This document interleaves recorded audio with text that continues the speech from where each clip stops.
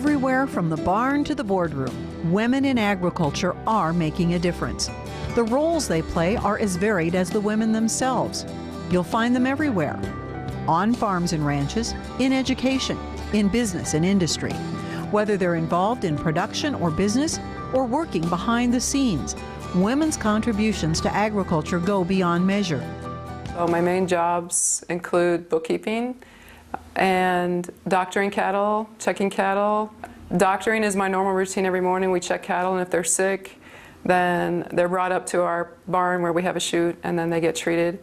And then I watch them and see if they're recovering or not, and change something if I need to. And then when we get new cattle in, I help process, I run the chute, give shots, vaccinations. And we start out with the dairy and beef and cow and corn and soybeans and alfalfa. And I'd go out in the field and help disc and plant and everything, combine, and I hauled. But as our business kept growing, we took on the seed business. And I told my husband then that if we do this, it's going to be a partnership. We're not going to, because I'm going to be here and you're going to be in the field, so I'm going to get just as involved as you are. My role is just about anything that can be done that I can help out with.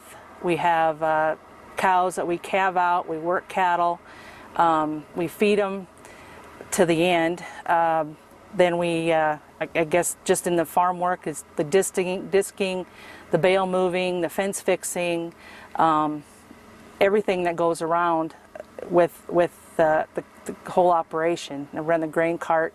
Whatever needs to be done, I hope I can help out. I've been a farm wife and a ranch wife for 50 years.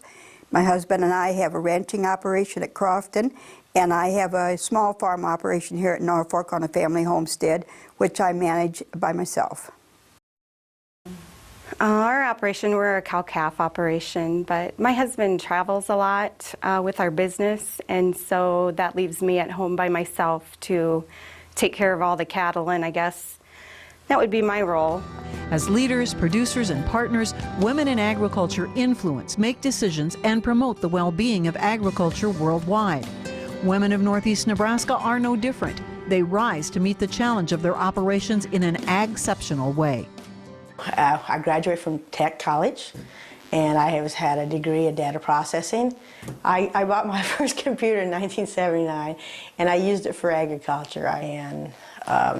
And I was spending more time in the office, and actually the office was in my home, but then we just built this office this spring. My biggest challenge as a woman in agriculture is it was very hard for the male companies, male dominant, to accept women in any aspect. They kind of put women as wives or whatever. And I can remember a lot of guys, a lot of cow-calf guys coming up and talking to us, not really wanting to talk to me, wanting to talk to another male. And it took them a while to figure out that, yes, she knows what she's talking about, but it was like pulling eye teeth to get them to confide in me and to actually discuss what it was they were after. Well, Kathy does everything and anything. She, you know, if it wasn't for Kathy, we would never have been in the cattle business because I traveled a lot. I still travel quite a bit. Kathy oversees the operation. Kathy was in charge of all the registrations, in addition to raising 3 boys and all of her volunteer work and her jobs. And, you know, I mean, it's just, it's hard to explain. We just couldn't have done what we've done without her. It literally, I hate to admit this, but she probably could have done all of it without me, but I could not have done it all without her. There's nothing better than seeing a baby calf born and having it get up and get its first drink of milk. I mean, there's just nothing better than that. I graduated from Northeast with an ag degree and a livestock option. I was the only girl in that class at that time. Chuck Pullman taught the artificial insemination class, which I took, and I brought the skills back home and hopefully improved our cow herd. I guess I would just hope that I'm an asset to the farm that we have. It's nice to have somebody right at home with her and takes care of the kids and us and the house, and everybody's there, and she can do anything that I can do on the farm. It's a big help. We have 3 families out here, and I guess we just try to work together and be a big family and work together and get everything done. I think it really improves our efficiency because Joan really knows what's going on here, and if I'm gone, she can fill in a lot.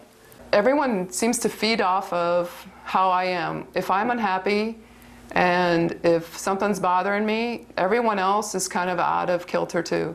But when I'm going strong, when I'm positive, when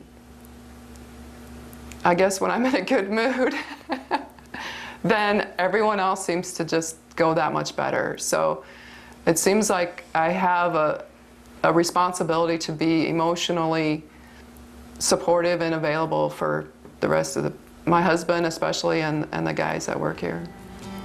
Northeast Community College serves the agricultural industry by preparing future leaders to meet future challenges. The women who teach in the Ag Department serve as mentors to prepare future leaders for the agricultural industry.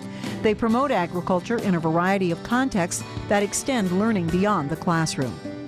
I highly encourage anyone to go into the industrial sector that hasn't ever considered that position before. It gives you not only a sense of the products that you're producing on the farm, but a great opportunity for what your end products are doing and how that relates to a much broader sector. Every student has a different story, and they share their story with me, and then we get to integrate that into how do you improve your operation? What can you take home as a producer when you leave college? What are you going to be able to do? How can you improve your operation? I was able to and had the opportunity to bring my love for agriculture into my other love, and that was technology. And I get to share that with the students every day and show them how technology applies in agriculture. Nebraska, the heartland, is home to many types of agricultural operations, and at the heart of this heartland are the women in agriculture. I believe my role in agriculture is to support younger women and also women my age who are in agriculture.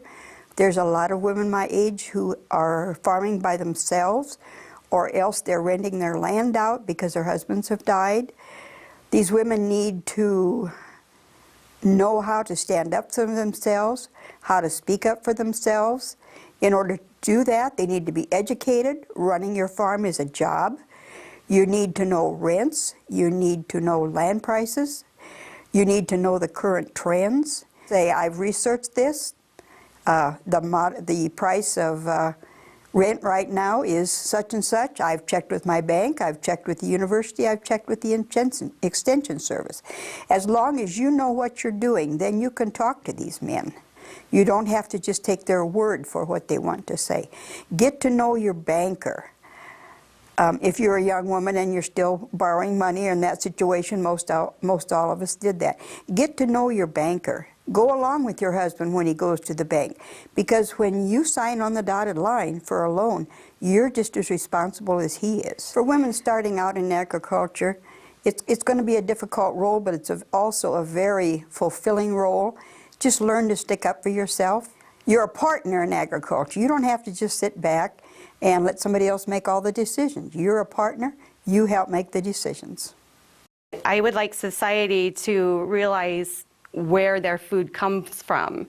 Let's face it, everything we ate today, a lot of the products that we use today, the clothes that we wear, it comes from agriculture. And we didn't have those people out in the fields getting dirty, out in the yards scooping manure, which isn't a pretty job, but somebody has to do it. If we didn't have those people, our country would be relying on foreign countries to feed us, to clothe us. Farmers do not check in or out with a time clock. They're constantly on the run. We're always busy. We've got 100 million things to do. If it does rain, we don't have a day off. It's just catch-up day. I think people just need to know how much we really do care. Over the long haul, we're all trying to do the best we can to care for the land and the livestock we have, and do it in a manner that also will provide us a living. Your job should be something that you enjoy and you believe in. I would encourage each and every woman in agriculture, every Agceptional woman, to be involved, and be involved beyond that comfort level, because you can do the next level. Maybe you're not ready to jump on a board at the state level, but get on a committee. Let them know that you care. Let the people in agriculture know that agriculture is your life and that you want to make a difference. And about 2 years ago, Corrine and I were visiting about how we could expand our educational opportunities in agriculture. And I said, why can't we do a Women in Ag conference?